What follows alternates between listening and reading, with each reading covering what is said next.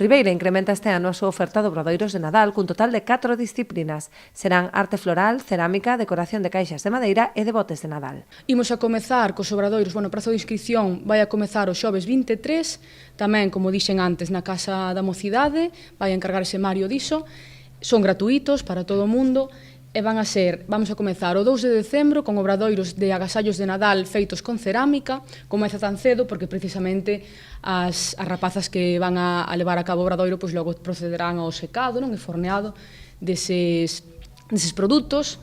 Vai a ter lugar o sábado 2 de decembro en diferentes quendas, tanto pola mañá como pola tarde, unha delas destinada tamén para nenos.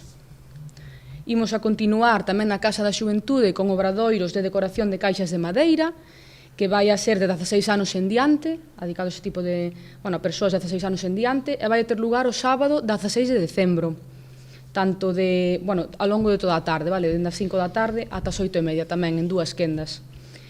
E logo, con respecto ás parroquias, van estar acompañadas con obradoiros de arte floral e tamén obradoiros de decoración de botes e botellas de Nadal, con temática un pouquiño navideña. A concelleira informou ademais a apertura do prazo para inscribirse no campamento de conciliación, que se celebrará nas instalacións do Ceipo Grupo entre o 22 de decembro e o 5 de xaneiro.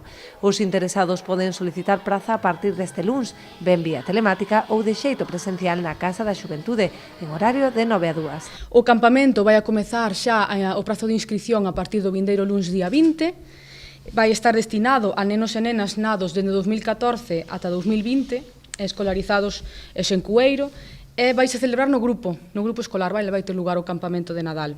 A listaxe de admitidos farase pública o 12 de decembro. A partir de entón poderase realizar o pago para confirmar matrícula. O prezo será de 40 euros con bonificación dun 20% para determinados colectivos, como familias numerosas, acolledoras ou desempregados de longa duración, entre outros.